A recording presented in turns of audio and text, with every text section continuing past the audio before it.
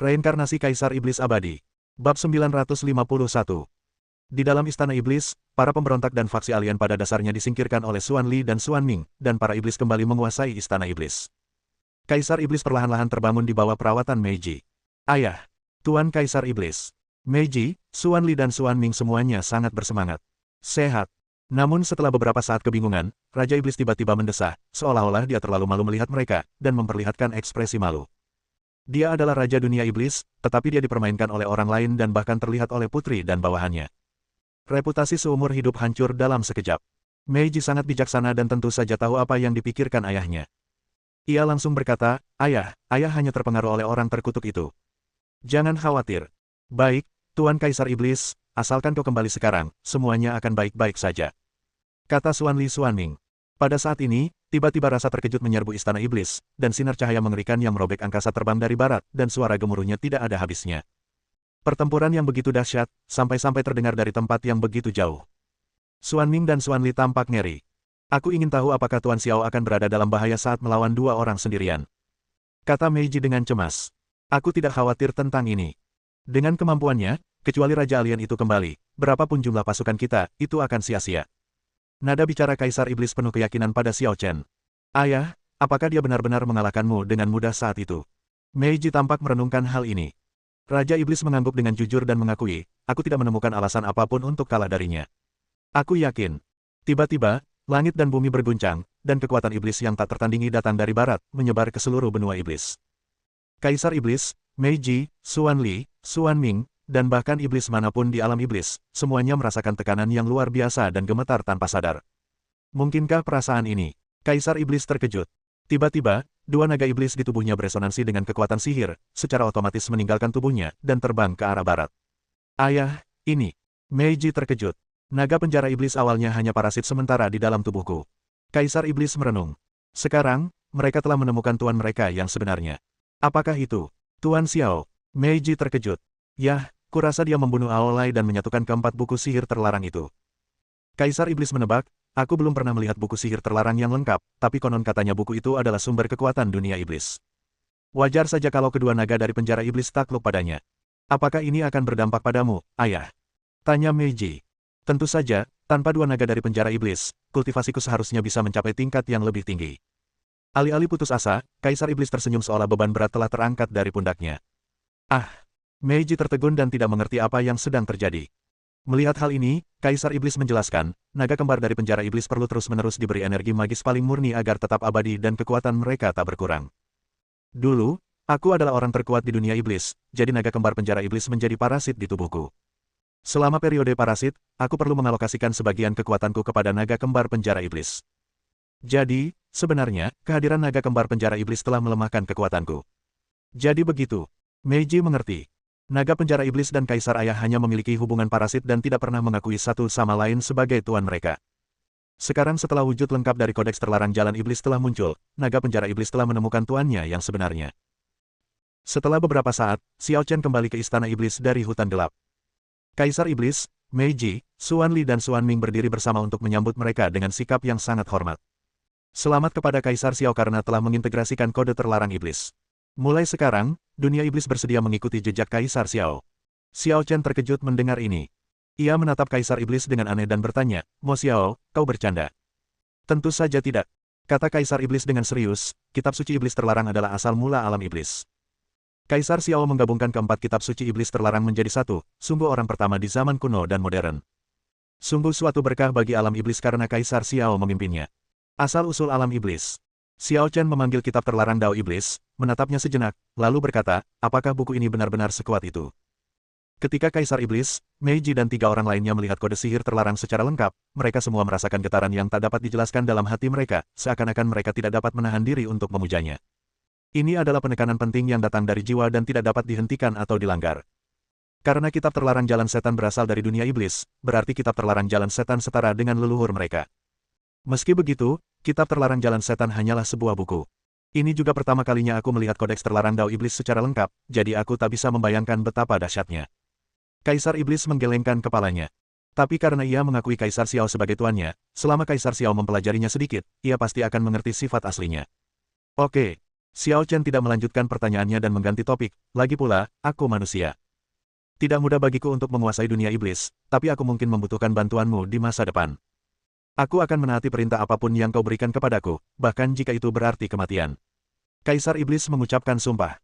Entah karena buku sihir terlarang atau Xiao Chen yang menyelamatkan dunia iblis, janji itu sepadan.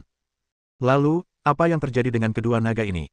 Xiao Chen bertanya, dan pada saat yang sama tanda berbentuk naga muncul di dahinya. Baru saja, setelah dia mengintegrasikan kode sihir terlarang, dua naga dari penjara iblis tiba-tiba terbang, berubah menjadi energi jahat dan menyerbu ke alisnya, meninggalkan tanda berbentuk naga ini.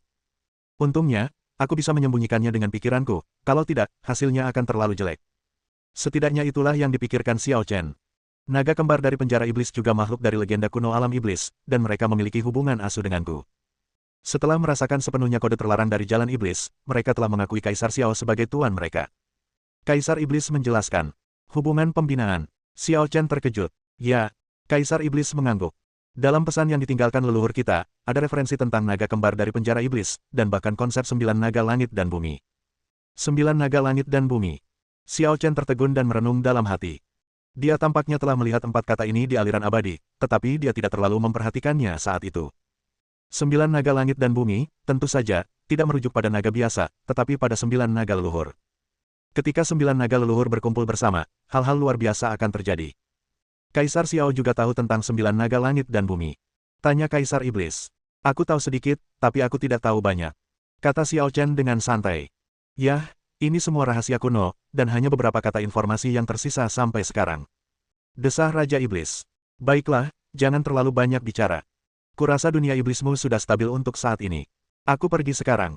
Xiao Chen awalnya bermaksud menjelajahi daerah tak berpenghuni, dan secara tidak sengaja ia datang ke alam iblis. Sekarang setelah dia membunuh alien dan membalas budi Kaisar Iblis, dia tidak ingin tinggal di alam iblis lebih lama lagi. Mengenai pekerjaan setelahnya, saya yakin Kaisar Iblis, Meiji dan yang lainnya mampu menanganinya. Tunggu sebentar, Yang Mulia Xiao. Saya punya permintaan yang kurang menyenangkan, dan saya harap Yang Mulia akan menyetujuinya. Kaisar Iblis buru-buru memanggil Xiao Chen dengan tatapan memohon. Bab 952. Permintaan apa? Tanya Xiao Chen. Kaisar Iblis berkata terus terang, ada tanah leluhur di istana iblis kita. Tanah itu telah disegel sejak zaman kuno dan tak seorang pun bisa membukanya.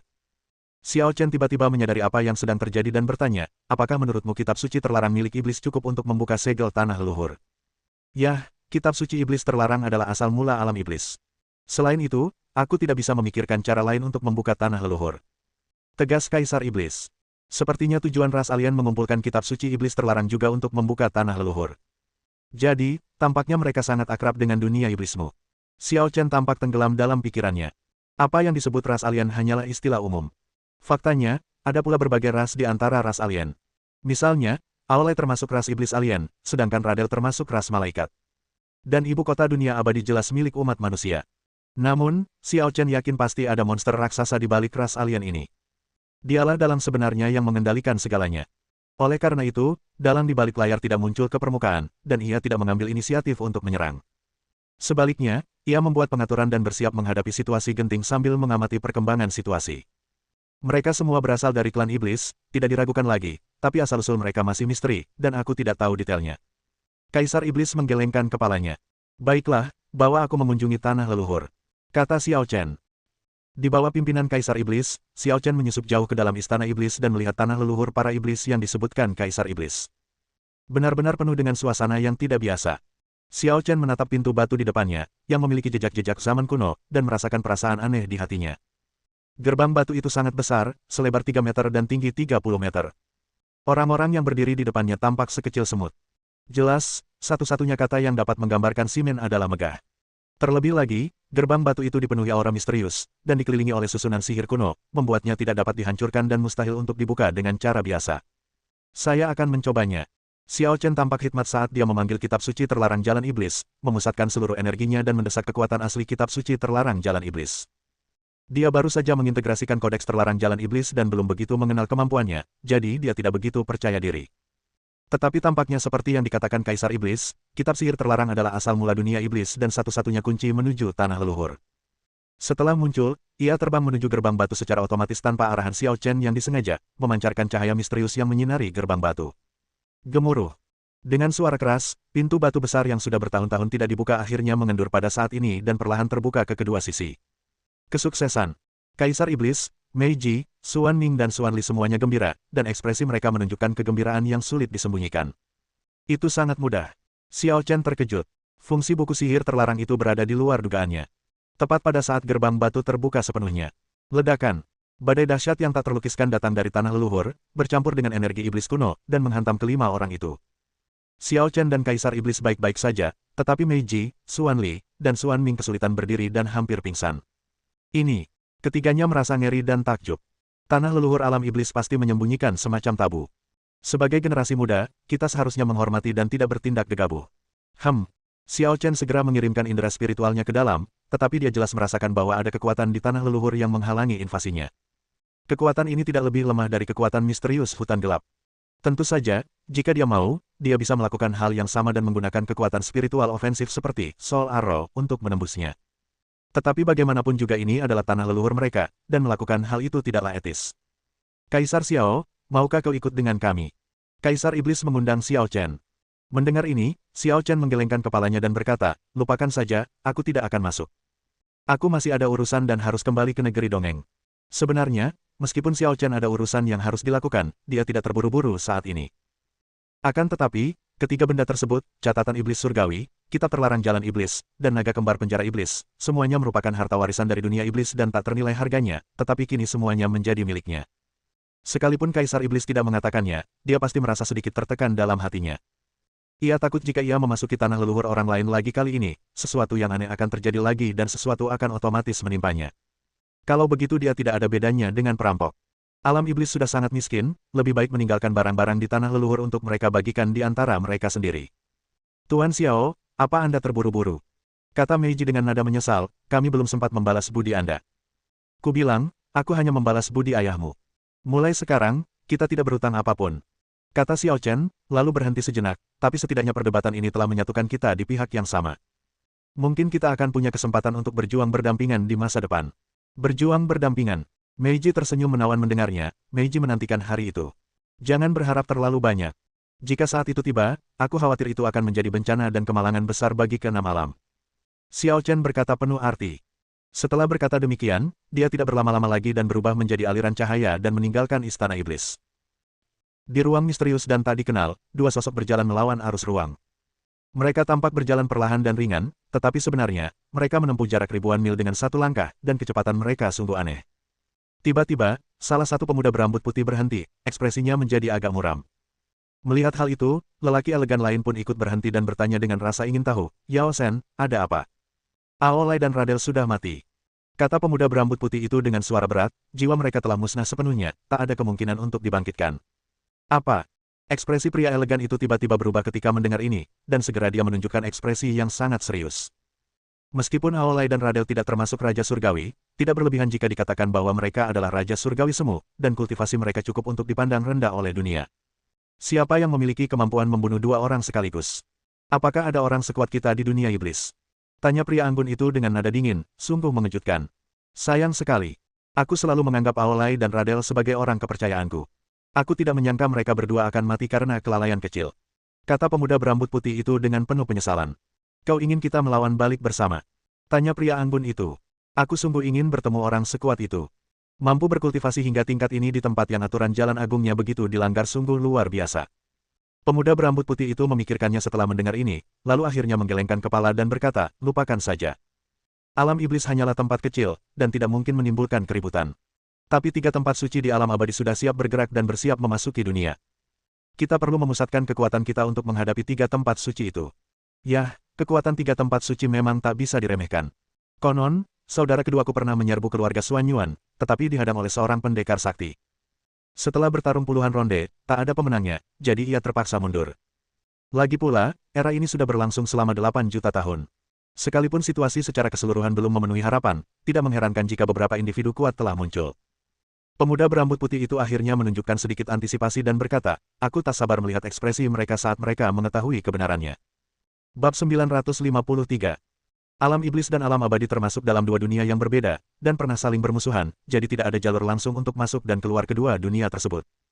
Namun, karena Xiao Chen bisa datang ke alam iblis, ia pasti bisa keluar. Selama ia merasakan napas alam abadi, ia bisa menghancurkan ruang tersebut. Awalnya, setelah merobek ruang dan melewati alam iblis untuk mencapai alam abadi, Xiao Chen tidak yakin di mana tepatnya dia akan muncul di alam abadi. Namun secara kebetulan, dia benar-benar muncul di dekat alam abadi Changyan. Aku tidak menyangka akan kembali setelah berputar-putar. Sejak terakhir kali dia meninggalkan alam abadi Changyan, ke alam abadi Baekyeong, lalu ke tanah tak bertuan, dan kembali lagi ke alam abadi Changyan, dia menghabiskan sebagian besar waktunya bepergian dengan pesawat ulang-alik bulan perak. Menghitung waktu, 3 bulan telah berlalu. Dalam 3 bulan terakhir, saya tidak tahu bagaimana kabar Han Qianqiu. Ketika ia pergi, ia meminta Han Qianqiu, pemimpin sekte Qingtian, untuk menyatukan kekuatan alam abadi Changyan. Secara logika, meskipun belum sepenuhnya selesai, seharusnya sudah ada kemajuan. Setelah memikirkannya, Xiao Chen tidak pergi ke sekte Qingtian terlebih dahulu, tetapi pergi ke istana Yuandi. Istana Kaisar Yuan selalu terkenal di alam abadi Changyan, tetapi ia merupakan kekuatan semi tersembunyi yang hampir tidak pernah terlibat dalam konflik kepentingan, dan tidak ada seorang pun yang akan repot-repot melawan Istana Kaisar Yuan. Sejak Ning Qingshuan mengambil alih Istana Kaisar Yuan menjadi semakin terisolasi dan tidak memiliki kontak dengan dunia luar. Oleh karena itu, ketika Xiao Chen tiba di Istana Kaisar Yuan, dia melihat gerbangnya tertutup dan bahkan formasi pertahanan pun diaktifkan. Qingshuan, Xiao Chen mengirimkan pesan itu langsung ke Istana Kaisar Yuan. Selama Ning Qingshuan ada di istana, dia pasti bisa mendengarnya. Tak lama kemudian, formasi pertahanan Istana Yuan diaktifkan, dan Ning Qingshuan yang mengenakan gaun hijau, serta Ren Yunsan terbang bersama. Xiao Chen. Ning Qingshuan pasti sangat terkejut melihat Xiao Chen, dan senyumnya menawan. Xiao Chen menatap Ning Qingshuan beberapa kali dan memujinya, kamu mencapai level Raja Abadi begitu cepat. Lumayan. Ning Qingshuan mendengar ini dan menatap Xiao Chen dengan tatapan menawan, sambil berkata, aku berlatih dengan relik itu, bahkan seekor babi pun bisa membuat kemajuan. Selama 3 bulan terakhir, Tuan Muda Istana tidak pernah mengendur dalam latihannya. Jika bukan karena Anda, Tuan Xiao, Tuan Muda Istana pasti masih berada di ruang latihan sekarang. Kata Ren Yunsan di sampingnya. Aku tidak punya banyak hal untuk dilakukan jika tidak berlatih. Ning Qingshuan menjelaskan, lalu bertanya pada Xiao Chen, bukankah kamu pergi ke daerah tak bertuan? Kenapa kamu kembali begitu cepat? Itu hanya kebetulan. Kata Xiao Chen, lalu bertanya, kau sedang mengasingkan diri, jadi apakah kau tahu situasi di alam abadi Changyan? Ning Qingshuan tertegun sejenak, lalu menyadari bahwa Xiao Chen bertanya tentang sekte Qingtian, dan menjawab, setelah kau pergi, aku memerintahkan Istana Kaisar Yuan untuk ditutup dan tidak terlibat dalam perebutan kekuasaan. Tuan mungkin juga tidak ingin Istana Kaisar Yuan terlibat dalam perebutan kekuasaan. Aku khawatir kau tidak bisa benar-benar menghindarinya hanya dengan mengatakan kau tidak akan berpartisipasi. Kata Xiao Chen penuh arti. Ning Qingshuan tertegun lagi. Namun, Ren Yunsan, yang berdiri di sampingnya, bereaksi cepat, seolah merasakan sesuatu. Ia langsung memancarkan aura Kaisar Abadi tingkat ke-11 dan berteriak ke arah langit di atas Istana Kaisar Abis, siapa kau? Keluar. Tidak bagus, mundur. Orang yang diam-diam mengawasi melihat keberadaannya terbongkar, maka ia pun cepat mengambil keputusan dan mundur. Ren Yunsan ingin mengejarnya, tetapi mendapati bahwa pihak lain dapat menyatu dengan ruang dan hampir transparan. Ia tidak dapat mengetahui lokasi spesifik pihak lain untuk sementara waktu dan tidak dapat mencegatnya. Pada saat ini, Xiao Chen tiba-tiba mengangkat tangannya. Memanggil. Kilatan cahaya pedang itu bagaikan meteor yang bergerak mundur. Engah. Awan kabut darah tiba-tiba meledak dari kehampaan transparan, dan sesosok mayat jatuh dari udara. Dari ekspresinya, mudah untuk melihat keterkejutannya sebelum ajal menjemput. Sepertinya ia tidak menyangka ada orang di dunia ini yang bisa mematahkan teknik penyembunyiannya dengan begitu mudah.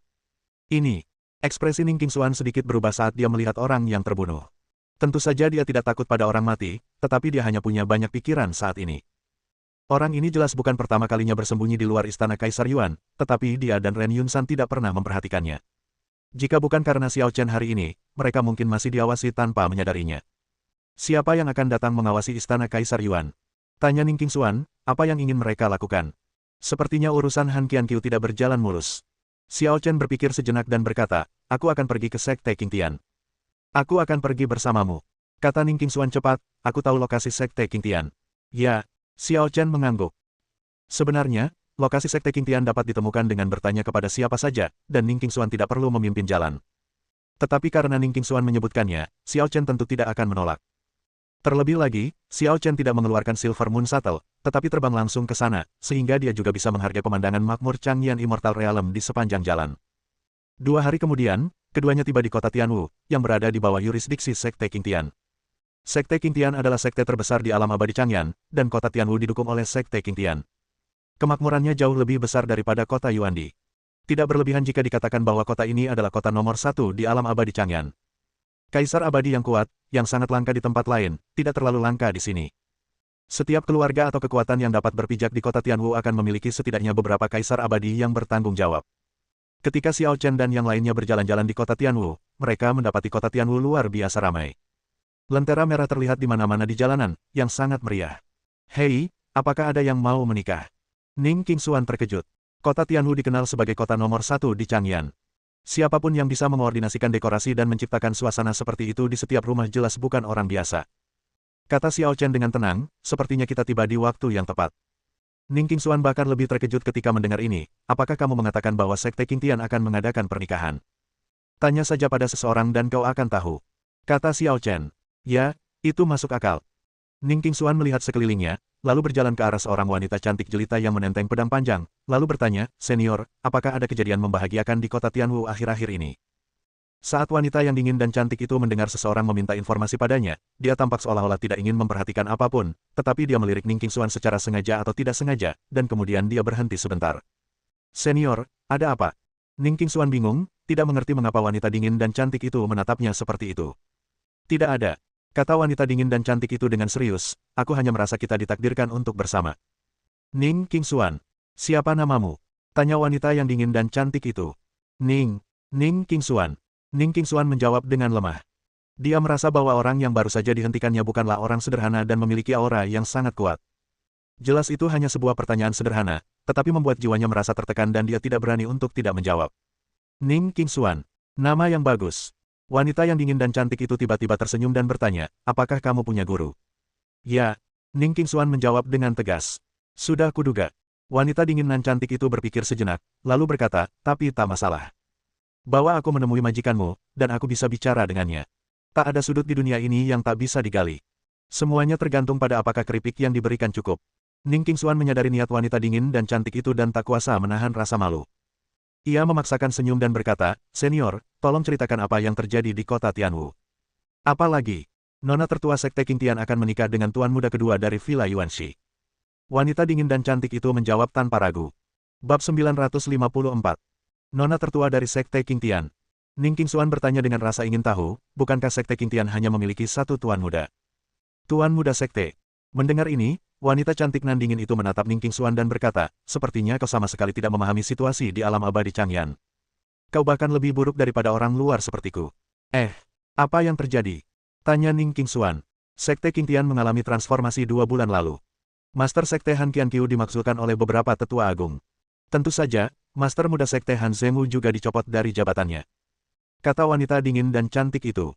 Mantan tetua agung sekarang memimpin Sekte Qingtian, dan putri tertua Sekte Qingtian yang kumaksud adalah cucunya. Ini. Ning Qingxuan tidak menyangka semuanya akan menjadi seperti ini, dan kembali menatap Xiao Chen. Ada yang mencurigakan, pikir Xiao Chen. Pemimpin Sekte tidak dipilih begitu saja. Kecuali jika terjadi peristiwa subversif, seorang pemimpin Sekte tidak akan pernah dimaksudkan begitu saja. Namun, dia tidak mengantisipasi perubahan ini. Dalam pertempuran di Istana Yuandi, Han Qianqiu dan Han Zhengwu pantas mati, tetapi dia mengampuni mereka berdua karena keinginannya, membiarkan mereka kehilangan jasa mereka. Sekarang setelah semuanya berubah seperti ini, mereka hanya bisa menyalahkan diri sendiri karena tidak berguna. "Siapakah kamu bagi Qingxuan?" Wanita yang dingin dan cantik itu tiba-tiba bertanya pada Xiao Chen. Xiao Chen terdiam setelah mendengar ini, "Kamu baru saja mengobrol beberapa kata dengannya, dan kamu sudah memanggilnya begitu akrab. Sulit menjelaskan sesuatu seperti takdir. Qingxuan dan aku langsung cocok sejak pertama kali bertemu," kata wanita dingin dan cantik itu dengan serius. Xiao Chen tak berdaya dan menatap Ning Qingxuan lalu berkata, "Harus kuakui kau sangat menawan, dan kau populer di kalangan pria maupun wanita." Ning Qingxuan memutar matanya ke arah Xiao Chen dan terus bertanya kepada wanita yang dingin dan cantik itu, "Permisi, siapa namamu, senior?" "Nama Taoisku adalah Wu Chen," kata wanita yang dingin dan cantik itu. Hah! Reaksi pertama Ning Qingxuan adalah wanita dingin dan cantik itu sedang bercanda dengannya. "Apa masalahnya?" tanya Nun Wu Chen. Nama Tao guru pertamanya juga Wu Chen. Kata Xiao Chen, berpikir bahwa itu benar-benar kebetulan. Oh! Mata biarawati Tao Wu Chen berbinar, dan dia menatap Ning Qingxuan dengan lebih gembira, "Sepertinya kita memang ditakdirkan untuk bersama." "Senior Wu Chen, mari kita bicara tentang Sekte Qingtian." Ning Qingxuan mengganti topik. "Anda baru saja mengatakan bahwa putri sulung Sekte Qingtian dan putra kedua Villa Yuanxi akan menikah. Nah, 3 hari yang lalu, tuan muda kedua dari Villa Yuanxi datang menjemput pengantin wanita, tetapi mereka tidak langsung membawanya pergi. Sebaliknya, mereka mengadakan perjamuan selama 10 hari di Menara Zaixing di kota Tianwu. Siapapun yang memiliki ketenaran di dunia peri dapat pergi ke sana untuk makan dan minum gratis. Kata biarawati Tao Wuchen. Perjamuan 10 hari sungguh megah. Kata Xiao Chen. Tentu saja, dengan dua kekuatan besar ini bergabung, mereka akan mengendalikan seluruh alam abadi Changyan mulai sekarang. Biarawati Tao Wuchen menatap Xiao Chen, lalu Ning Qingxuan, dan berkata, kau tampaknya sangat peduli dengan urusan Sekte Qingtian. Kami juga ingin pergi ke Menara Zaixing untuk ikut bersenang-senang. Xiao Chen tampaknya sudah bulat hatinya dan menatap Ning Qingxuan. Ning Qingxuan mengerti maksudnya dan berkata kepada biarawati Tao Wuchen, terima kasih, senior.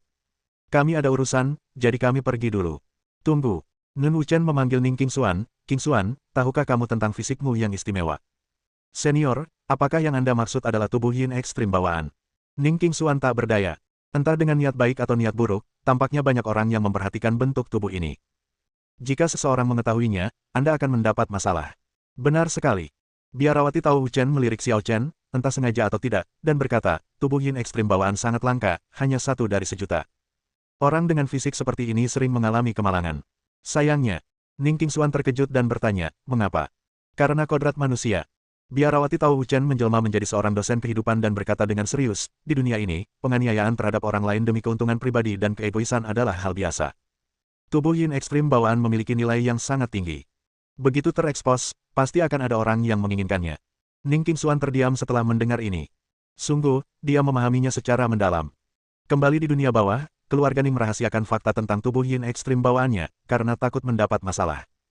Akan tetapi, kemudian, demi menjilat sekte Feixian, keluarga dan sekte tersebut merahasiakannya darinya dan mengatur pertunangannya dengan Su Gelin, yang niscaya mengkhianatinya demi keuntungan. Setibanya di negeri Dongeng, ia bertemu dengan pendiri sekte peri Piao Miao. Ia mengira telah bertemu seorang bangsawan, tetapi ia tidak menyangka ternyata itu masih konspirasi. Tubuh yin yang sangat bawaan memiliki nilai yang sangat tinggi, tetapi itu bagi orang lain. Perempuan dengan tubuh yin yang sangat bawaan akan selalu menjadi objek eksploitasi. Sebagai perbandingan, dia tidak diragukan lagi beruntung telah bertemu Xiao Chen, yang membantunya keluar dari bahaya 2 kali. Mereka yang tidak memiliki latar belakang yang baik dan tidak mampu melindungi diri sendiri adalah mereka yang sungguh menyedihkan. Begitu kondisi fisik mereka terekspos, mereka akan menghadapi segala macam penindasan. Sepertinya kau mengerti. Kata biarawati Wuchen, maukah kau mengikutiku? Mengikutimu. Ning Qingxuan menatap Nun Wuchen dengan heran. Baiklah. Aku adalah seorang kaisar abadi yang kuat di tingkat ke-12. Aku berasal dari alam abadi Ziwei, alam abadi terbesar di dunia abadi. Bahkan di alam abadi Ziwei, aku memiliki ketenaran tertentu. Kata biarawati Tao Wuchen dengan nada yang agak bangga. Senior, apakah Anda seorang kaisar abadi tingkat 12? Ning Qingxuan benar-benar terkejut. Bukankah tingkat kultivasi ini setara dengan Master Yuandi?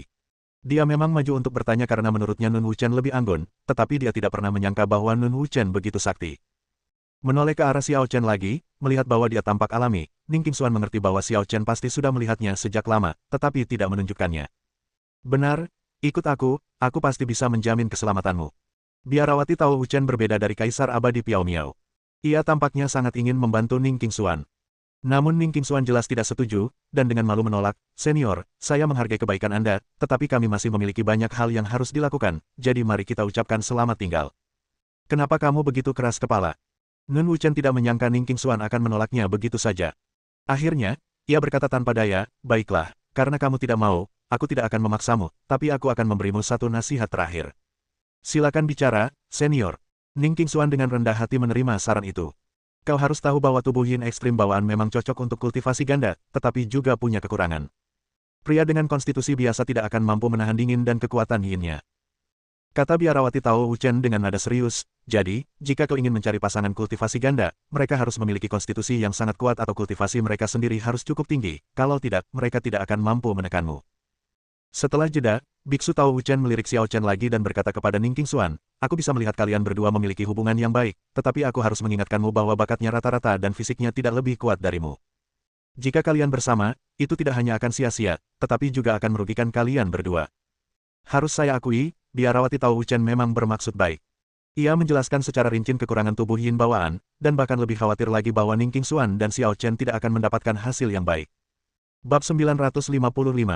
Engah. Untuk pertama kalinya, Ning Qingxuan tertawa terbahak-bahak dengan cara yang tidak senonoh, sambil mencondongkan tubuh ke depan dan ke belakang. Qingxuan, mengapa kamu tiba-tiba tertawa? Biarawati Tao Wuchen tampak bingung. Dia sedang membicarakan pertanyaan ini dengan sangat serius. Lucu sekali, ya. Senior, Ini pertama kalinya aku mendengar seseorang bilang dia biasa-biasa saja. Kalau kamu tahu identitas aslinya, kamu mungkin akan malu dengan apa yang baru saja kamu katakan. Meskipun Ning Qingshuan berusaha keras untuk berhenti tertawa, dia tetap tidak bisa menahan tawa. Selama periode ini, dia bertanya kepada Ren Yunsan tentang Xiao Chen dan Xiao Huang, dan baru saat itulah dia menyadari betapa mengejutkannya identitas Xiao Chen. Kata Kaisar Xiao, dulunya merupakan kata tabu di dunia peri, kaisar sejati yang tidak bermahkota. Dan biarawati Tao Wu Chen bahkan berkomentar bahwa bakatnya rata-rata. Ini pasti pertama kalinya dalam hidupnya. Biarawati Tao Wu Chen menunjukkan ekspresi bingung dan melirik Xiao Chen lagi, bertanya-tanya apakah dia telah melakukan kesalahan. Baiklah, jangan buang-buang waktu lagi. Qingshuan, saatnya kita pergi. Xiao Chen tiba-tiba angkat bicara untuk mendesaknya, tetapi dia tidak terlalu peduli dengan penilaian Nun Wu Chen tentang bakat rata-ratanya. Sebenarnya, dia tidak memiliki fisik yang istimewa saat ini. Fisiknya berada di zona lemah dan tidak jauh berbeda dengan manusia biasa. Melihat ketidaksabaran Xiao Chen yang semakin meningkat, Ning Qingshuan menegakkan wajahnya dan berkata, "Senior, bagaimanapun juga, terima kasih atas kebaikanmu dalam memberi tahu kami. Kami masih memiliki urusan penting yang harus diselesaikan, jadi kami pamit sekarang." Setelah mengatakan itu, Ning Qingshuan dan Xiao Chen berbalik dan pergi bersama. Saat sosok itu berjalan menjauh, suara menggoda Ning Qingshuan masih terdengar samar-samar. Sepertinya mereka menuju Menara Zhaixing.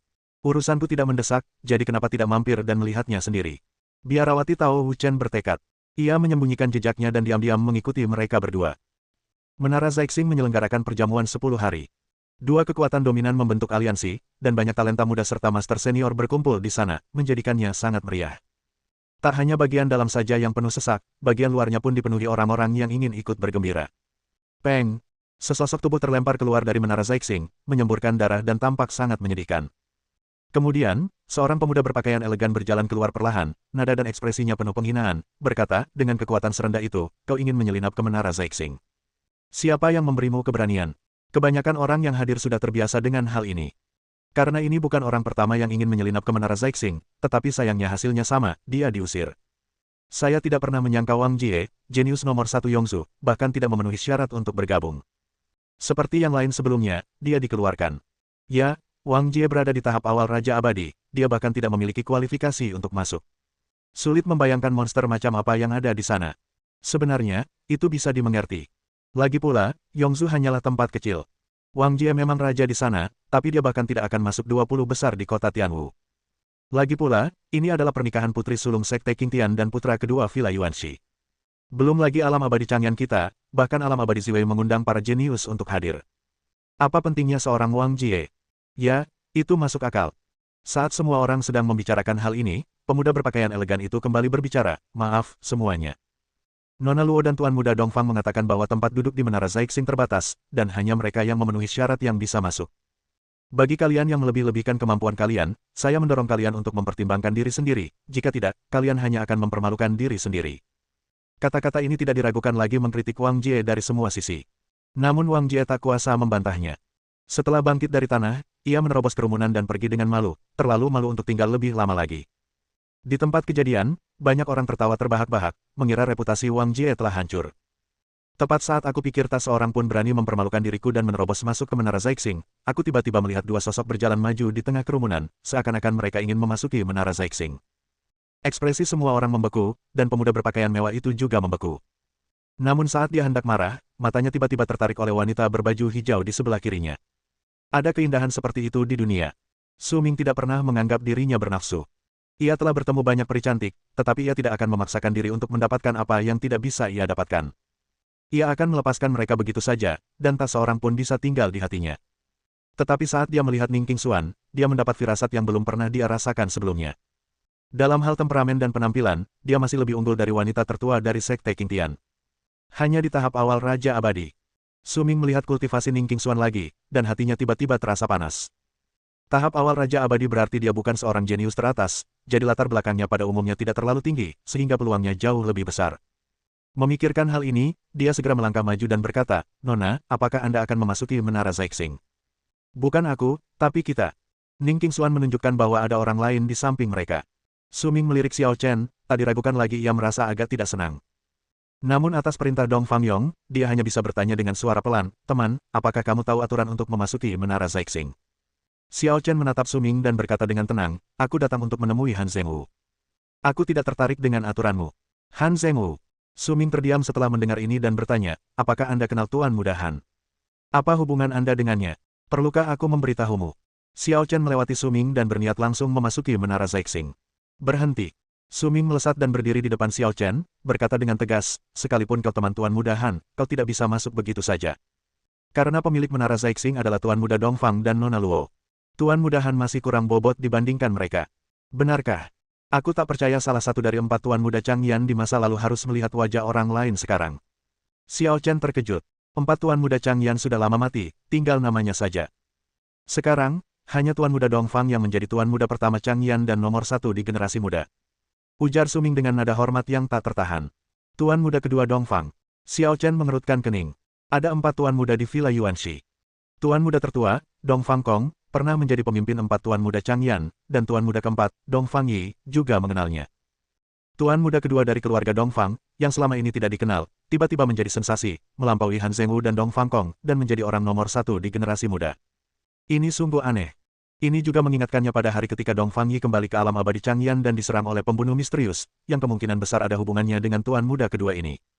Baiklah, mari kita kesampingkan Han Zhengwu untuk saat ini dan biarkan Tuan Muda kedua Dongfang yang kau sebutkan keluar. Aku ingin melihat apakah Tuan Muda pertama Changyan ini layak menyandang gelar itu. Xiao Chen mengubah kata-katanya, nadanya begitu santai. Namun, ketika Su Ming mendengar ini, ia merasa seolah-olah timbangannya telah disentuh. Ia langsung berteriak dingin, brengsek, kau pikir kau siapa? Kau bisa bertemu Tuan Dongfang hanya karena kau ingin. Ketika orang-orang di sekitar mendengar ini, mereka semua mengira Xiao Chen gila. Sekalipun Anda memenuhi syarat untuk memasuki menara Zhaixing, Anda mungkin tidak akan dapat bertemu Tuan Muda Dongfang pada akhirnya. Kamu bahkan belum masuk, dan kamu sudah memanggil Tuan Muda Dongfang untuk keluar menemuimu. Sungguh mengesankan. Siapa yang ingin melihat suamiku? Tepat ketika Su Ming hendak marah, ia tiba-tiba melihat sesosok peri melayang turun dari puncak menara Zhaixing. Ia mengenakan gaun merah berkibar dan tampak begitu anggun dan cantik sehingga semua orang tertegun sejenak, terkagum-kagum, dan terpesona olehnya. Bab 956. Nona Luo. Semua yang hadir sangat gembira dan berteriak satu demi satu. Kota Tianwu didukung oleh Sekte Qing Tian, dan Luo Qianying adalah putri tertua Sekte Qing Tian. Ketenaran dan reputasinya bisa dibayangkan. Meskipun temperamen dan penampilan Luo Qianying sedikit lebih rendah daripada Ning Qingxuan, karena pengaruh selebriti, tidak diragukan lagi ada lebih banyak orang yang mengikutinya di tempat kejadian. Sama seperti bintang-bintang populer di bumi, mereka mungkin tidak terlihat lebih baik daripada semua orang yang lewat, tetapi efek selebriti akan memicu fanatisme penggemar. Luo Qianying sedang dalam situasi seperti ini. Begitu dia muncul, terjadi keributan di tempat kejadian. Terpengaruh oleh atmosfer, Xiao Chen juga tanpa sadar melirik Luo Qianying yang mendarat di depannya. Namun, Luo Qianying hanya melirik Xiao Chen sekilas sebelum matanya tertuju pada Ning Qingxuan di sampingnya. Sambil tersenyum, ia melangkah maju dan bertanya, "Kakak, siapa namamu?"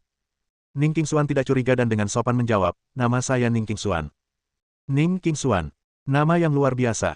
Luo Qianying, mengenakan gaun merah, bersinar terang. Ia berjalan mengitari Ning Qingxuan dengan langkah teratai yang anggun. Semakin ia menatapnya, semakin ia takjub. Ia berkata, "Saudari Ning, mengapa aku belum pernah mendengar tentangmu sebelumnya? Seharusnya kau tidak asing." Luo Qianying selalu percaya diri dengan penampilan dan temperamennya. Ning Qingxuan adalah satu-satunya wanita yang membuatnya merasa rendah diri. Dia tidak tahu bahwa Ning Qingxuan telah naik ke surga kurang dari setahun yang lalu dan telah mengikuti Kaisar Abadi Piao Miao. Kaisar Abadi Piao Miao memiliki niat buruk dan sengaja menekannya. Jadi Ning Qingxuan mungkin memiliki ketenaran di kota Yuandi, tetapi ketika dia tiba di kota Tianwu, hampir tidak ada seorang pun yang mengenalnya. Tentu saja, Ning Qingxuan tidak mau berlama-lama membahas topik tak penting ini. Ia mengingatkan Luo Qianying, "Nona Luo, kau harus memperhatikan masalah Xiao Chen, kalau tidak dia akan marah." "Oh, maksudmu dia?" Luo Qianying melirik Xiao Chen dengan tatapan tidak setuju, lalu bertanya sambil tersenyum, "Kak Ning, meskipun kamu lebih cantik dariku, penglihatanmu tidak sebaik milikku." Apa maksudmu?" Ning Qingxuan tidak bereaksi sejenak. Luo Qianying terkekeh pelan, menutup mulutnya dengan tangan. "Kecantikan adalah aset terbesar kita sebagai wanita. Pria menaklukkan dunia, dan wanita menaklukkan dunia dengan memanipulasi pria. Tapi jika kau tidak punya pertimbangan matang dan memilih pria yang tidak berguna, kau mungkin menyia-nyiakan masa mudamu." Ning Qingxuan tidak mengerti bahwa Luo Qianying sedang mengejek Xiao Chen dan menganggapnya tidak berguna. Wajahnya menjadi muram dan ia berkata, "Nona Luo, Anda boleh makan apapun yang Anda mau, tetapi Anda tidak boleh bicara sesuka hati." "Oh, saudari, kau kasihan pada priamu." Luo Qianying sama sekali tidak menyadarinya dan terus tersenyum, tapi semakin seorang pria membuat seorang wanita merasa kasihan, semakin ia terbukti tidak kompeten, bukan? "Tidak perlu menindakku seperti ini. Apa aku punya dendam padamu?" Xiao Chen berbicara dengan ekspresi normal. Ia tidak marah dengan kata-kata Luo Qianying. Karena Luo Qianying belum memenuhi syarat. Aku tidak dendam, tapi kalau kau ingin bertemu suamiku, kau tetap harus melihat apakah kau memenuhi syarat. Luo Qianying tampak sangat berbeda saat menghadapi Xiao Chen. Ia berkata dengan sangat kasar dan tidak masuk akal, suamiku adalah orang nomor satu di alam abadi Changyan. Apa maksudmu memintanya datang menemuimu? Xiao Chen mengerti setelah mendengar ini. Luo Qianying begitu bahagia telah melekatkan dirinya pada tuan muda kedua Dongfang hingga dia ingin memberitahu seluruh dunia tentang hal itu. Luo Qianying sengaja mempersulitnya di depan umum, hanya untuk mencari alasan untuk menunjukkan kehadirannya. Jelas saja, perjamuan 10 hari di Menara Zaixing pastilah idenya. Kau sungguh menyedihkan dan rendah hati. Kata Xiao Chen kepada Luo Qianying sambil mencibir. Apa katamu? Ekspresi Luo Qianying langsung berubah dingin, dan dia berkata dengan marah, beraninya kau memarahiku. Aku cuma mau mengoreksi sudut pandangmu. Kecantikan memang aset wanita, tapi kemandirianlah yang paling menarik. Fas sepertimu pada akhirnya akan jadi mainan orang lain. Karena Luo Qianying tidak sopan, Xiao Chen tentu saja tidak akan sopan juga, dan setiap kata yang diucapkannya sangat menyayat hati. Namun, kata-kata itu langsung menggemparkan seluruh hadirin. Apa anak ini gila? Beraninya dia menghina Nona Luo seperti ini, bilang Nona Luo cuma mainan orang lain. Dia begitu bodoh, haruskah kita memberinya pelajaran? Kita tidak perlu melakukan apapun. Apakah menurutmu Nona Luo seorang vegetarian? Ya, aku yakin dia sudah mati hari ini dan tidak ada seorang pun yang bisa menyelamatkannya. Seperti dugaan semua orang, Luo Qianying begitu marah mendengar kata-kata Xiao Chen hingga wajahnya memucat. Mentalitasnya meledak, memperlihatkan sifat buasnya. Ia menunjuk Xiao Chen dan berteriak dengan marah, kau percaya aku akan membunuhmu? Nona Luo, saya senang melayani Anda. Su Ming mengajukan diri. Dia sudah lama tidak senang dengan Xiao Chen, dan ini merupakan kesempatan langka. Membela Luo Qianying dan membunuh Xiao Chen tidak akan membutuhkan kekhawatiran apapun. Mungkin, dia bahkan bisa mendapatkan apresiasi dari tuan muda kedua Dongfang. Oke, Su Ming, kau beri dia pelajaran. Jangan langsung membunuhnya, potong lidahnya dulu. Bayangan Luo Qianying runtuh dan dia berkata dengan nada kejam. Ya, Tuan. Su Ming mencibir, auranya melonjak, memperlihatkan puncak level kultivasi Raja Abadi. Lagi pula, hanya sedikit di antara generasi muda yang dapat masuk dalam jajaran Kaisar Abadi. Puncak Raja Abadi sudah dianggap sebagai pemimpin. Oh, ternyata banyak sekali orang yang tidak takut mati. Ning Qingshuan mendesah dalam hati. Ia tahu Su Ming dan Luo Qianying tidak akan bisa lolos tanpa cedera hari ini. Xiao Chen memiliki temperamen yang sangat baik ketika berhadapan dengan kenalan dan teman, dan dia tidak akan marah bahkan jika Anda banyak bercanda dengannya. Namun dia tidak akan pernah menunjukkan belas kasihan kepada musuh-musuhnya. Berlututlah, nak. Tiba-tiba, Su Ming bergerak bagai kilat, sosoknya berkelebat, dan tangan besarnya sudah menekan ke arah Xiao Chen, bermaksud memaksa Xiao Chen menyerah dengan kekuatan kasar. Melihat ini, Xiao Chen tetap tenang dan tidak menunjukkan niat untuk melawan. Namun di saat kritis itu, tiba-tiba muncul sesosok tubuh, menghalangi jalan Su Ming dan melambaikan tangannya. Peng, engah.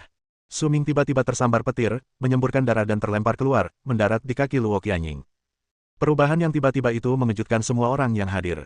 Orang yang bisa melukai Su Ming dengan mudah dan serius pastilah seorang kaisar abadi yang kuat. Siapakah pelakunya? Tuan Han, kenapa? Su Ming berjuang untuk bangkit dari tanah, menatap orang yang tiba-tiba muncul dan campur tangan dengan rasa terkejut dan tak percaya. Han Zhengwu, apakah itu kamu? Luo Qianying juga mengenalinya dan langsung marah. Apa kamu gila? Itu Han Zhengwu, tuan muda sekte Qingtian. Kenapa dia harus bertindak? Penonton di sekitar juga bingung. Han Zhengwu bukan lagi tuan muda sekte Qingtian, tetapi tidak diragukan lagi bahwa dia adalah jenius nomor 1 di sekte Qingtian. Yah, dia jenius luar biasa yang berhasil mencapai level kaisar abadi di usia muda. Dulunya dia salah satu dari 4 tuan muda Changyan, dan sekarang dia hanya sedikit lebih rendah dari Dong Fang Yong. Tapi kenapa dia memukul Su Ming? Bukankah seharusnya dia berada di pihak yang sama dengan Nona Luo? Penampilan Han Zhengwu yang mengejutkan tidak diragukan lagi membingungkan. Tindakannya selanjutnya menyebabkan keributan di tempat kejadian. Bab 957. Menghadapi pertanyaan Su Ming dan Luo Qianying, Han Zhengwu mengabaikan mereka sepenuhnya. Dia berbalik dan berjalan langsung ke arah Xiao Chen, membungkuk dengan ekspresi panik, Xiao. Tuan Xiao, maafkan aku. Dalam pertempuran di Istana Yuandi, ia pingsan karena luka-luka dan tidak melihat pertempuran berikutnya dengan mata kepalanya sendiri, tetapi ia mendengarnya dari ayah angkatnya Han Qianqiu. Xiao Chen sendiri dengan mudah menghancurkan 2 kaisar abadi tingkat 12, Tian Qizunsi dan Dong Fangchuan, serta 3 kaisar abadi tingkat 11, kaisar abadi Piao Miao, Master Pavilion Bayangan, dan ayah angkatnya. Kengerian kekuatannya tak terlukiskan. Jika Xiao Chen tidak menginginkan ayah angkatnya menyatukan alam abadi Changyan atas namanya, dia dan ayah angkatnya pasti sudah mati di tangan Xiao Chen. Jadi bagaimana mungkin dia tidak takut di depan Xiao Chen? Ketika dia melihat Su Ming hendak menyerang Xiao Chen tadi, jantungnya berdebar kencang, dia takut kalau terlambat sedetik saja, Su Ming akan melakukan kesalahan besar. Tentu saja, Su Ming tidak bisa menyakiti Xiao Chen, tetapi jika dia membuat Xiao Chen marah, itu pasti akan menjadi badai berdarah. Semua orang melihat gerakan Han Zhengwu memberi hormat pada Xiao Chen dan terkejut. Bahkan saat menghadapi Dong Fangyong, Han Zhengwu tidak pernah menunjukkan sikap seperti ini. Apa asal-usul pemuda misterius ini? Han Zhengwu, di mana ayah angkatmu? Xiao Chen menatap Han Zhengwu dan bertanya dengan acuh tak acuh, dalam 3 bulan, kau bukan hanya gagal menyelesaikan misimu, tetapi bahkan markasmu telah diambil alih oleh orang lain. Tuan Xiao, maafkan saya. Keadaan telah berubah. Ayah angkat saya sekarang berada dalam tahanan rumah. Kekuasaannya telah dilucuti. Dia bahkan tidak bisa meninggalkan sekte. Han Zhengwu berkata dengan cemas, saya tidak bisa lagi melakukan apa yang Anda perintahkan. Kau benar-benar pecundang, bahkan masalah kecil pun tak bisa kau tangani. Xiao Chen mendengus dingin. Han Zhengwu berkeringat dingin ketika mendengar ini. Menyatukan alam abadi Changyan, apakah itu masalah kecil? Baiklah, ceritakan detailnya. Apakah ada orang di Sekte King Tian yang lebih kuat dari ayah angkatmu? Xiao Chen bingung. Tidak hanya kultivasi Han Qianqiu sendiri mencapai tingkat ke-11 Kaisar Abadi, ia juga memberikan 7 energi yang ditelan kegelapan kepada Han Qianqiu. Selama Han Qianqiu memanfaatkannya dengan baik, tidak akan sulit mencapai tingkat ke-12 Kaisar Abadi. Seharusnya tidak ada seorang pun di Sekte King Tian yang bisa menjadi lawannya. Masalah ini sangat aneh. Aku curiga ini ada hubungannya dengan Dong Fangyong. Kata Han Zhengwu dengan sungguh-sungguh. Dong Fangyong, tuan muda kedua dari Yuan Shi Villa. Kata Xiao Chen. Yah, Dong Fangyong ini sangat berdarah dingin. Konon, Han Zhengwu ragu untuk berbicara. Apa katanya? Tanya Xiao Chen. Han Zhengwu tidak berani berbicara di depan begitu banyak orang. Ia melangkah maju dan berbisik di telinga Xiao Chen, sesuatu terjadi di Villa Yuan Shi. Dong Fangyong membunuh semua anggota inti klan Dong Fang, termasuk saudaranya, Dong Fang Kong, dan 2 adik laki-lakinya. Apakah kamu mengatakan kebenaran? Bahkan Xiao Chen pun tak dapat menahan cemberut ketika mendengar ini. Satu orang membantai semua kerabatnya. Bukankah itu sama dengan yang dilakukan Chu Beiming dulu? Alasan mengapa Dong Fang Kong tidak terbunuh adalah karena ia berpikir bahwa ia dapat kembali dan membujuk Yuan Shi Villa untuk menyerah, tetapi ia tidak menyangka bahwa Dong Fang Kong akan mati di tangan saudaranya sendiri. Ada juga Dong Fang Yi. Lagi pula, aku mengenalnya. Tapi ketika dia pulang, dia dibunuh oleh saudaranya sendiri. Harus kuakui, kenyataan memang kejam. Saya khawatir itu hampir pasti. Kata Han Zhengwu, tapi Dong Fangyong mengambil alih keluarga Dong Fang dan hanya mengumumkan kepada dunia luar bahwa Villa Yuan Shi telah mengalami reformasi dan perlu penyesuaian. Han Zhengwu, beraninya kau menjelek-jelekkan saudara Yong. Geram Luo Qianying, kau tidak tahu cara mengeja kata kematian. Aku perintahkan kau untuk segera membunuhnya, atau aku tidak akan pernah membiarkanmu pergi. Mendengar ini, Han Zhengwu berbalik dan menatap Luo Qianying, lalu berkata, adik perempuan, aku sarankan kamu untuk bersikap baik. Kamu tidak seperti ini sebelumnya. Sebelumnya, kau masih berani mengungkit masa laluku. Luo Qianying mencibir, nadanya penuh penghinaan. Dahulu kala, Han Zhengwu adalah tuan muda Sekte King Tian dan jenius nomor 1. Ia tak diragukan lagi sangat mengagumi Han Zhengwu. Tapi Han Zhengwu mengabaikannya. Sekarang, kakeknya telah menjadi pemimpin Sekte King Tian, dan ia telah menjadi putri tertua Sekte King Tian. Ia bahkan telah menjalin hubungan dengan Dong Fangyong, yang jauh lebih hebat daripada Han Zhengwu. Han Zhengwu sudah lebih pendek 1 kepala darinya. Dia bisa mengejek Han Zhengwu sepuasnya dan membalas penghinaan yang pernah dideritanya di masa lalu. Han Zhengwu, aku beri kau 1 kesempatan terakhir. Bunuh dia segera, kalau tidak, aku jamin kau dan ayah angkatmu tidak akan mengalami hal baik. Ancam Luo Qianying. Ayo, kalau kamu cukup berani. Aku akan bertarung denganmu hari ini. Han Zhengwu, mengandalkan kehadiran Xiao Chen, juga bertekad untuk berusaha sekuat tenaga. Dia dan ayah angkatnya sama-sama terkutuk dan hanya bisa mengandalkan Xiao Chen. Ini satu-satunya kesempatan. Oke, kamu yang minta ini. Aku akan beritahu kamu konsekuensinya kalau kamu melawanku. Luo Qianying tertawa marah dan bertekad untuk membuat Han Zhengwu menyesalinya. Namun pada saat ini, memanggil. Kilatan cahaya pedang datang, tiba-tiba dan luar biasa cepat. Engah. Bahu kiri Luo Qianying tertusuk pedang, meninggalkan lubang berdarah yang dalam, sungguh mengejutkan. Ah, kamu.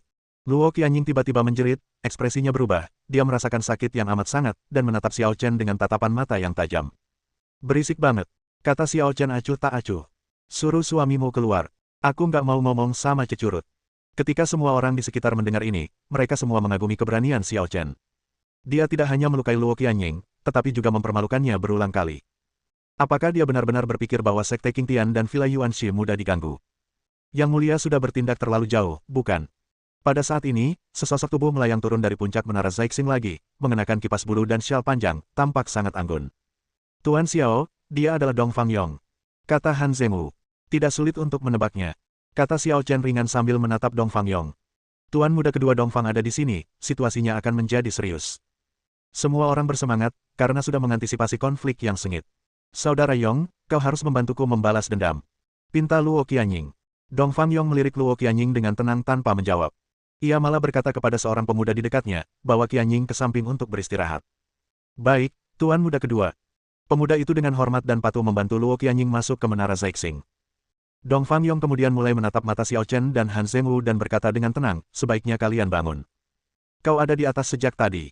Kalau kau datang lebih awal, dia pasti bisa dicegah terluka.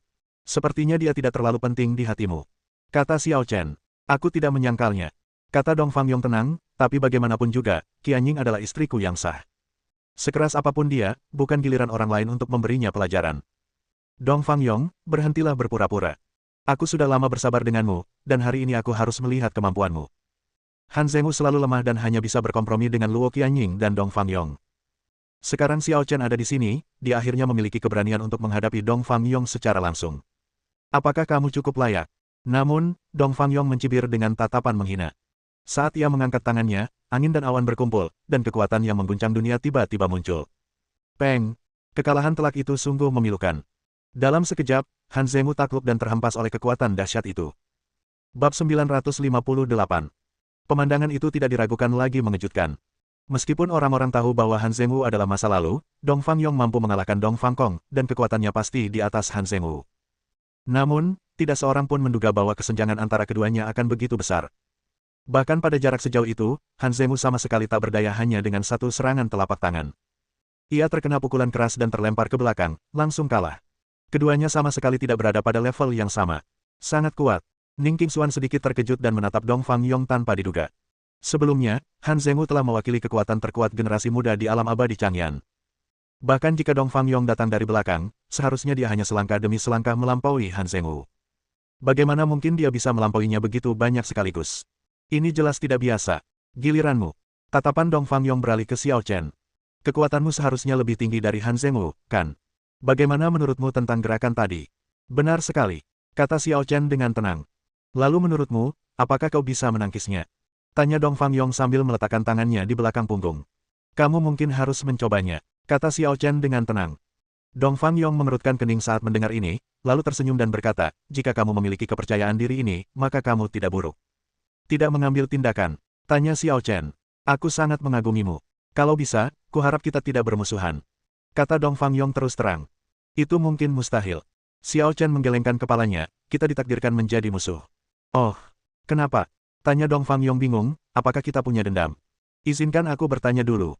Tanya Xiao Chen, apakah kau benar-benar membunuh Dong Fang Kong dan Dong Fang Yi? Dong Fang Yong terkejut mendengar ini. Ia melirik Han Zengwu yang terbaring terluka di tanah dan bertanya dengan tenang, apakah kau kenal mereka? Kurasa kita sudah saling kenal. Dong Fang Kong tidak memberitahuku, tapi aku dan Dong Fang Yi pernah bepergian bersama sebelumnya, kata Xiao Chen. Kau ingin membalaskan dendamnya? Mata Dong Fang Yong menyipit dingin. Bukan begitu. Hubunganku dengannya tidak begitu baik. Xiao Chen telah menyelamatkan Dong Fang Yi Jian hari itu, yang dianggap sebagai balasan atas suatu jasa, tetapi tidak ada banyak persahabatan di antara mereka berdua. Meskipun dia menyesalkan terbunuhnya Dong Fang Yi, dia tidak begitu marah hingga berniat membalas dendam pada Dong Fang Yong. Lalu kenapa kau masih ingin menjadi musuhku? Dong Fang Yong mengerutkan kening. Berangkat ke ras asing adalah kejahatan yang pantas dihukum mati. Apakah alasan ini cukup? Tanya Xiao Chen ringan.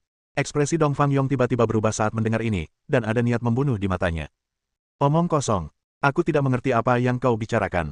Tapi karena kau bertekad menjadi musuhku, aku tidak akan membiarkanmu pergi. Begitu dia selesai berbicara, Dong Fang Yong melancarkan gerakan ekstremnya dengan telapak tangan yang menggelegar, bermaksud membunuh Xiao Chen dalam satu gerakan dan melenyapkan masalah itu selamanya. Namun pada saat itu, tiba-tiba muncul sesosok tubuh dari tengah kerumunan dan langsung menghadang Dong Fang Yong dengan sebuah serangan telapak tangan. Peng! Dong Fang Yong terkejut dan mundur 7 atau 8 langkah. Darahnya mendidih dan lengannya mati rasa. Kamu! Siapa kamu? Dong Fang Ying mendongak dan menatap orang yang datang. Senior Wu Chen. Ning Qingxuan menatap biarawati tahu Wu Chen yang tiba-tiba muncul dengan heran, mengapa kau ada di sini? Kalau aku tidak diam-diam mengikuti kalian, kalian berdua pasti sudah mati.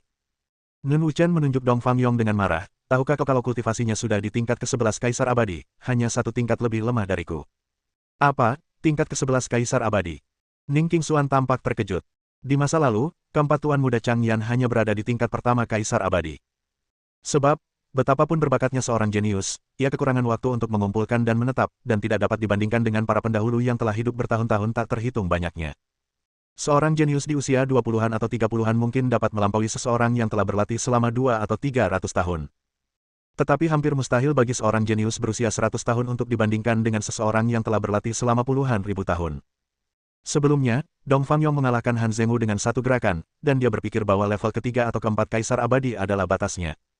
Namun saya tidak pernah menduga hal itu akan sebegitu keterlaluannya. Senior, kau bukan dari alam abadi Changyan, kan?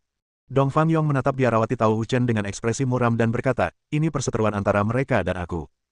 Kalau bisa, kuharap kau tidak ikut campur. Xiao Chen tahu bahwa dia berkolusi dengan alien dan tidak boleh dibiarkan tinggal. Tidak peduli siapa yang datang hari ini, tidak seorang pun dapat menghentikan niat membunuhnya. Saya bukan orang yang suka ikut campur dalam urusan orang lain, tapi saya benar-benar ingin ikut campur dalam masalah hari ini. Kata Biksu Tao Wuchen kepada Dong Fangyong, Tuan Muda Dongfang, maafkan saya. Setelah berkata demikian, biarawati Tao Wuchen meraih tangan Ning Qingxuan dan berkata, ikutlah denganku, aku akan membawamu pergi. Mau pergi? Semudah itu, teriak Dong Fangyong. Aku tidak peduli siapapun kamu, aku sarankan kamu segera pergi, kalau tidak, kamu akan menanggung akibatnya. Mendengar ini, biarawati Tao Wuchen berkata dengan riang, Tuan Muda Dongfang, bahkan ayahmu pun tak berani berbicara sesombong itu di hadapanku. Bukankah kau terlalu sombong? Meskipun dia tidak tahu mengapa kekuatan Dong Fangyong begitu luar biasa, bagaimanapun juga dia hanya berada di level ke-11 Kaisar Abadi, yang mana satu tingkat di bawahnya. Faktanya, jangankan Dong Fangyong, dia yakin bahwa di seluruh alam abadi Changyan, dia tidak akan menemukan siapapun yang bisa membuatnya merasa terintimidasi. Lagi pula, satu-satunya yang mampu mengalahkannya, Kaisar Yuan, telah meninggal. Wu Chen, apakah dia yang membengkak, atau kamu? Tiba-tiba, suara dingin dan arogan terdengar bagai guntur, mengejutkan semua orang. Kemudian, tekanan yang menyesakkan dan mendominasi datang menerjang. Bahkan biarawati sekuat Wu Chen pun tak sanggup menahannya. Ia mengerang dan mundur beberapa langkah. Bagaimana itu mungkin? Biarawati Tao Wuchen merasakan darah dan energi dalam tubuhnya bergejolak dan sangat ketakutan. Tekanan ini luar biasa kuatnya, bahkan melampaui Kaisar Yuan dan batas level ke-12 Kaisar Abadi. Di alam abadi Changyan, siapakah yang memiliki kultivasi yang tak terduga seperti itu? Tiba-tiba, seorang pria berjubah panjang terbang turun dari menara Zexing. Ia tampak biasa saja, bak seorang kaisar, begitu tinggi dan tak terjangkau. Senior Mo Feng. Dong Fangyong yang sombong pun memberi hormat kepada pria berjubah panjang itu dengan hormat. Tak perlu bicara lagi, aku akan menyelesaikan masalah ini untukmu. Pria berjubah itu melambaikan tangannya, memberi isyarat kepada Dong Fangyong untuk minggir. Dong Fangyong tidak berani menentang dan mundur dengan hormat. Mo Feng, mungkinkah kau Kaisar Feng Zhang Mo Feng yang legendaris dari negeri Dongeng Ziwei? Biarawati Tao Wuchen tampak teringat seseorang dan ekspresinya berubah kaget. Jarang sekali Taois Wuchen, orang terkuat di kuil Changyu, bisa bertemu denganku. Sungguh suatu kehormatan. Zhang Mo Feng mengatakannya, tetapi sikapnya sangat arogan, dengan senyum yang dipaksakan. Benarkah itu kamu? Kenapa kamu di sini? Ekspresi biarawati Tao Wuchen menjadi tidak pasti, dan dia tidak lagi tenang. Kalau Taois Wuchen saja bisa muncul di sini, kenapa aku tidak? Zhang Mo Feng berkata dengan acuh tak acuh, begitu pula, kalau Taois Wuchen mau ikut campur urusan orang lain, aku juga bisa ikut bersenang-senang. Ini, biarawati Tao Wuchen tiba-tiba merasakan perasaan tenggelam dalam hatinya. Sikap Zhang Mo Feng sangat jelas, dia berdiri teguh di pihak Dong Fangyong. Jika dia campur tangan dalam masalah ini, dia harus menghadapi Zhang Mo Feng. Tetapi dia tahu betul bahwa dia bukan tandingan Zhang Mo Feng. Karena Zhang Mo Feng dikabarkan telah melewati kemacetan tingkat ke-12 Kaisar Abadi dan hanya selangkah lagi menuju alam legendaris Kaisar Abadi. Jadi di negeri Dongeng Ziwei, dia punya gelar lain. Setengah Kaisar. Bab 959. Seorang semi-kaisar sudah berada di level yang lain. Sepengetahuannya, hanya ada satu kaisar abadi di dunia abadi selama ratusan ribu tahun. Ia pernah mendominasi dunia abadi dan tak seorang pun berani menantangnya. Namanya pun menjadi tabu. Akan tetapi, kaisar abadi itu hanyalah sosok sesaat, dan meninggal dalam sebuah kecelakaan, hanya meninggalkan legenda. Tanpa adanya kaisar abadi, kaisar setengah tidak diragukan lagi merupakan eksistensi yang benar-benar tak terkalahkan. Belum lagi di alam abadi Changyan, di alam abadi Ziwei pun demikian.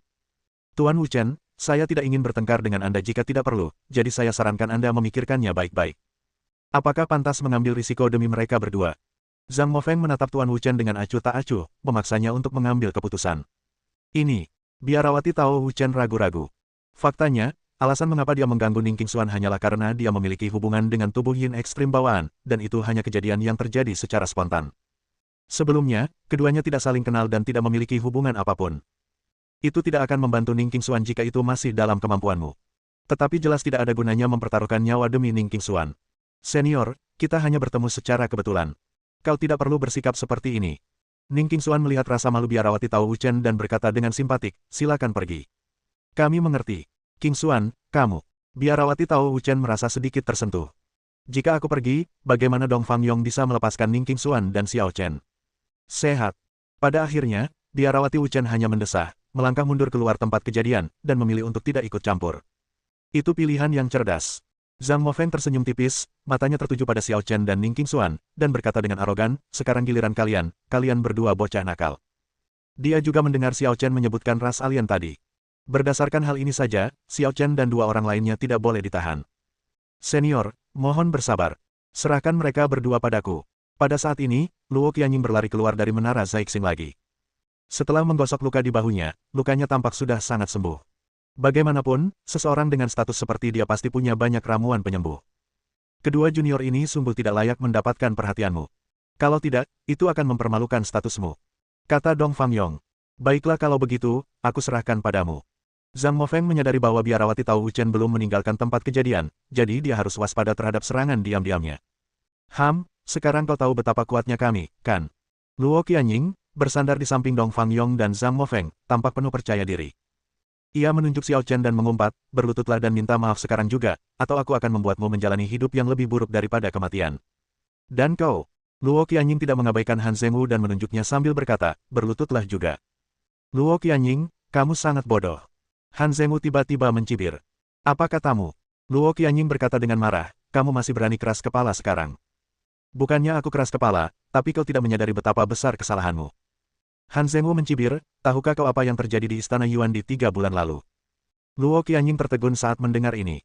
Dong Fangyong mengerutkan kening saat mendengar ini. Sebuah kejadian yang terjadi 3 bulan lalu memang membuatnya penasaran. Karena pada malam itu, ayahnya, Master Pavilion Bayangan, Kaisar Abadi Piao Miao, serta Jigang dan Situ Xuan, 2 dari 4 tuan muda Changyan, semuanya meninggal, menyebabkan struktur alam abadi Changyan terguncang. Jika tidak, dia tidak akan mempunyai kesempatan untuk mengambil alih kendali keluarga Dong Fang secepat itu. Saudaranya, Dong Fangkong, adalah korban selamat dari malam itu. Ia pernah memaksa Dong Fangkong untuk mengatakan yang sebenarnya, tetapi Dong Fangkong hanya berkata bahwa cepat atau lambat pria itu akan menemukannya, dan ambisinya pada akhirnya akan gagal. Apa sebenarnya yang terjadi malam itu? Dong Fangyong menatap Han Zhengwu dan bertanya.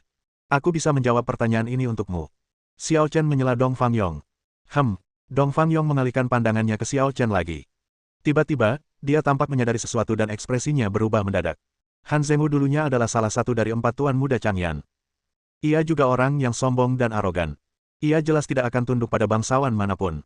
Sikapnya terhadap Xiao Chen jelas menarik. Mungkinkah apa yang terjadi malam itu ada hubungannya dengan Xiao Chen? Sudah kutebak. Reaksimu tidak lambat. Xiao Chen menatap Dong Fangyong dengan tenang dan berkata, aku bisa menjawabmu dengan pasti. Aku membunuh ayahmu dengan tanganku sendiri. Apa, kamu? Dong Fangyong tanpa sadar mundur beberapa langkah, menjadi waspada dan berkeringat dingin. Dia selalu tahu bahwa ayahnya memiliki bakat tersembunyi. Di permukaan, dia hanya berada di level ke-11 Kaisar Abadi, tetapi sebenarnya, dia telah mencapai level ke-12 Kaisar Abadi. Fakta bahwa Xiao Chen mampu membunuh ayahnya berarti kekuatan Xiao Chen setidaknya berada pada tingkat ke-12 Kaisar Abadi, jauh lebih unggul darinya. Tidak heran. Dari awal hingga akhir, dia selalu tak kenal takut. Kalau saja dia bertindak gegabah terhadap Xiao Chen sebelumnya, kemungkinan besar dia akan langsung dibunuh oleh Xiao Chen secara tiba-tiba. Mundur, apa kau mencoba menjaga jarak? Xiao Chen menatap Dong Fangyong dan bertanya, apa kau takut aku akan menyerangmu secara diam-diam? Kalau itu yang kau pikirkan, maka itu sama sekali tidak perlu. Karena kalau aku ingin membunuhmu, seberapapun kau menjaga jarak, itu akan sia-sia, sama seperti. Begitu dia selesai berbicara, sosok Xiao Chen tiba-tiba menghilang. Detik berikutnya, Xiao Chen muncul tepat di depan Dong Fangyong, ujung jarinya sudah menyentuh dada Dong Fangyong. Seperti ini saja, aku bisa dengan mudah menembus jantungmu hanya dengan satu tangan. Waktu seakan membeku dan semua orang menatap pemandangan menakjubkan ini dengan mata sayu. Tidak ada yang tahu bagaimana Xiao Chen melakukannya. Secara umum, secepat apapun kecepatannya, akan ada waktu jeda, dan orang-orang tidak akan sepenuhnya tidak dapat bereaksi. Akan tetapi, saat ini, tidak seorang pun di tempat kejadian melihat bagaimana Xiao Chen muncul di depan Dong Fangyong dan meletakkan jarinya di dada Dong Fangyong. Kau, Dong Fangyong terlambat menyadarinya. Saat ia bereaksi, pupil matanya tiba-tiba mengecil dan tanpa sadar ia berteriak, Senior Mofeng, selamatkan aku. Lepaskan dia. Teriak Zhang Mofeng dengan marah, dan tekanan setengah kaisar menyelimuti Xiao Chen. Namun Xiao Chen tampak tak tergerak. Ia melepaskan jari-jarinya dari Dong Fang Yong dan berkata kepada Zhang Mofeng dengan tenang, "Zhang Mofeng, sudah bertahun-tahun sejak terakhir kali kita bertemu. Kau masih sama seperti dulu. Kau tidak bisa mengubah sikapmu." Hah? Reaksi pertama Zhang Mofeng bukanlah marah, melainkan bertanya, "Apakah kamu mengenalku?" Xiao Chen tidak menjawab, tetapi melanjutkan, "Tahukah kau mengapa aku tidak membawamu bersamaku ketika aku menyegel klan alien Netherworld? Itu karena kau berperilaku buruk dan terlahir dengan sifat pemberontak. Fakta telah membuktikan bahwa penilaianku benar.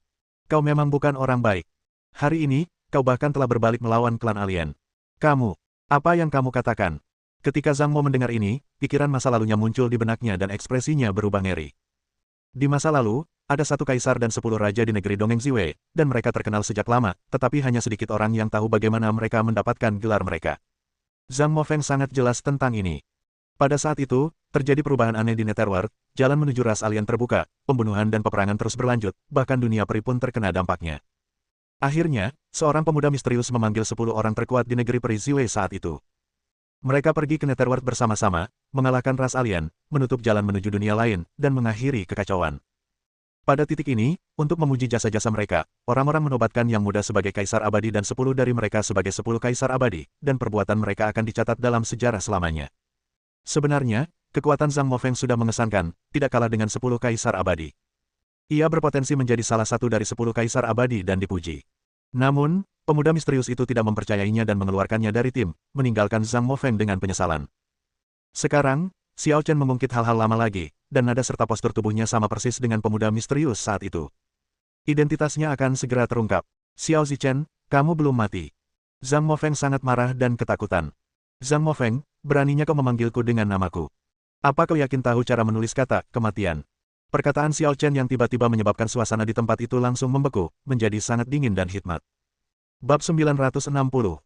Xiao Zichen adalah nama lain dari Xiao Chen. Setelah Xiao Chen menjadi Kaisar Abadi, orang-orang pada dasarnya mulai memanggilnya sebagai Kaisar Xiao, atau hanya Tuan itu. Meskipun beberapa orang mengetahui nama Xiao Zichen pada awalnya, mereka lama-kelamaan memilih untuk melupakannya. Karena memanggilnya dengan namanya sudah pasti melanggar tabu. Oleh karena itu, seiring berjalannya waktu, semakin sedikit orang yang mengetahui nama Xiao Zichen. Hanya orang-orang seperti Zhang Mofeng dan biarawati Tao Wuchen, yang pernah sezaman dengan Xiao Chen, yang mengetahuinya.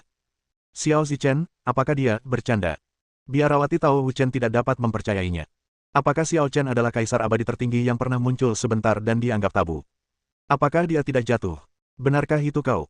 Zhang Mofeng menatap Xiao Chen dengan saksama dan menggelengkan kepalanya berulang kali. Tidak, kau pasti bercanda, Xiao Zichen sudah mati. Oh, kamu sudah memastikannya dalam hatimu, jadi mengapa menipu dirimu sendiri? Xiao Chen mencibir. Zhang Mofeng sudah jelas-jelas mengonfirmasi identitasnya, tetapi dia tidak mau menerimanya dan menipu dirinya sendiri. Karena dia melanggar tabu, hanya kematian yang menantinya. Senior Mofeng, apa yang kau lakukan? Cepat, bunuh dia. Bukankah kau sudah menyentuh ranah itu? Dia bukan tandinganmu. Dong Fang Yong menyadari ada yang tidak beres dan buru-buru mendesak. Diam. Zhang Mofeng berbalik dan berteriak dengan marah, membuat Dong Fang Yong sangat takut sehingga dia langsung berhenti berbicara dan tidak berani mengatakan apa-apa lagi. Kaisar Xiao, bisakah kita menganggap apa yang terjadi tadi sebagai kesalahpahaman? Zhang Mofeng menatap Xiao Chen dan berkata, "Kau tak perlu khawatir tentang apa yang baru saja terjadi, tapi kau berkolusi dengan alien, itu kejahatan yang tak termaafkan." Kata Xiao Chen dengan nada dingin.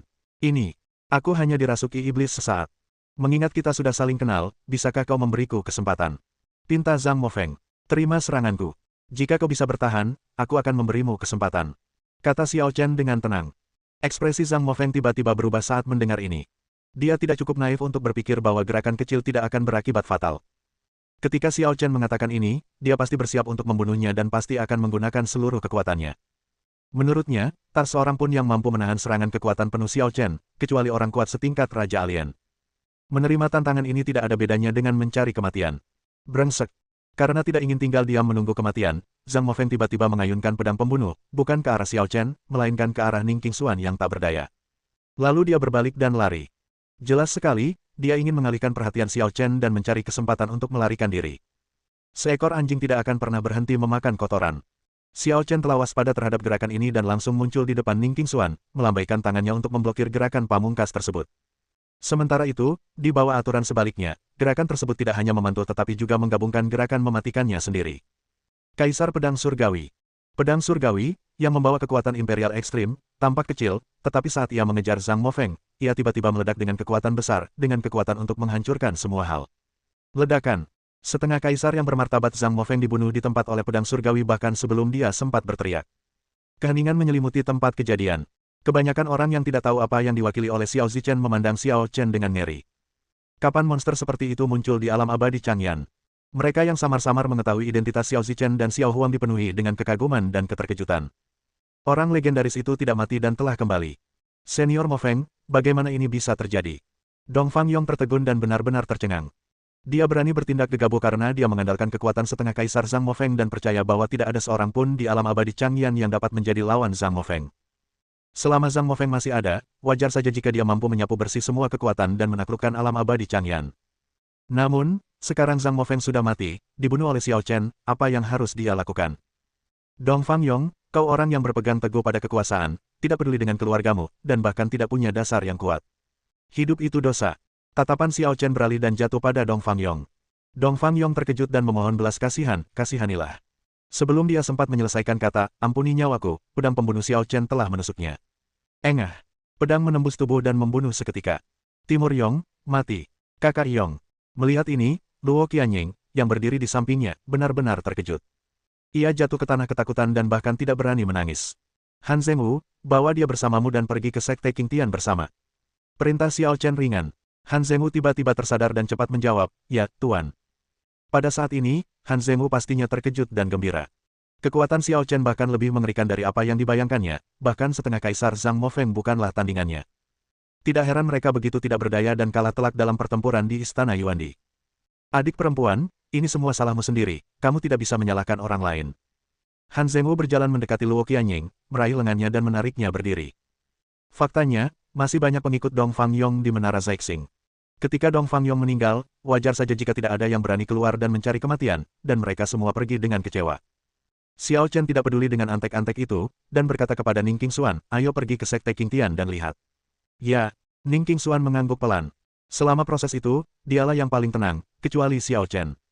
Bahkan ketika Zhang Mofeng menyerangnya, dia tidak panik sama sekali. Karena dia tahu selama Xiao Chen ada di sisinya, dia akan baik-baik saja. Pada saat ini, biarawati Tao Hu Chen muncul lagi, menatap Xiao Chen dengan tidak percaya dan berkata, apakah kamu benar-benar? Kaisar Xiao, senior, kau membuatku malu. Bakatku biasa-biasa saja dan penampilanku buruk rupa. Aku tidak pantas dipanggil seperti itu. Kata Xiao Chen enteng. Mendengar ini, Biksu Tao Hu Chen teringat akan penilaiannya sebelumnya terhadap Xiao Chen dan merasa malu. Ia berharap bisa menemukan lubang di tanah untuk merangkak masuk. Ia ketakutan oleh Zhang Mofeng dan mundur, tetapi Zhang Mofeng langsung terbunuh oleh pedang Xiao Chen. Sekalipun Xiao Chen bukan kaisar Xiao yang legendaris, ia jelas bukan seseorang yang bisa diprovokasinya. Senior, Xiao Chen cuma bercanda. Ning Qingxuan tertawa terbahak-bahak, dia memang seperti itu. Terkadang sebuah kata bisa mencekik seseorang sampai mati, tapi dia tidak benar-benar memasukkannya ke dalam hati. Baiklah, ayo kita pergi ke Sekte Qingtian. Xiao Chen benar-benar tidak berniat berdebat dengan Wu Chen. Ia menatap Han Zhengwu, lalu berdiri dan pergi ke Sekte Qingtian. Ning Qingxuan secara alami mengikutinya. Wu Chen memikirkannya dan mengikutinya dari belakang. Meskipun dia memberi kesan buruk pada Xiao Chen pada awalnya, mereka tetap saling mengenal, dan ini adalah kesempatan bagus baginya untuk menunjukkan kemampuannya. Akan menjadi kehormatan besar baginya jika dia dapat menjalin hubungan dengan seseorang seperti Xiao Chen. Kota Tianwu didukung oleh Sekte Qingtian, jadi apa yang terjadi di Menara Zhaixing dilaporkan kembali ke Sekte Qingtian sesegera mungkin. Ketika Xiao Chen dan rekan-rekannya tiba di Sekte Qingtian, mereka mendapati bahwa gerbang sekte tersebut tertutup rapat dan formasi pelindung sekte telah diaktifkan, seolah-olah tidak ada seorang pun yang diizinkan masuk. Sekte Qingtian tidak menerima tamu hari ini. Silakan kembali. Dari Sekte Qingtian, suara yang kuat terdengar, mengguncang gunung dan ladang. Candaan. Namun Xiao Chen mencibir, mengangkat tangannya dan menyerap kekuatan pedang yang tak terbatas, menyebabkan pedang dalam radius 1000 mil beresonansi. Tindakan mengejutkan muncul kembali di dunia. Bersambung.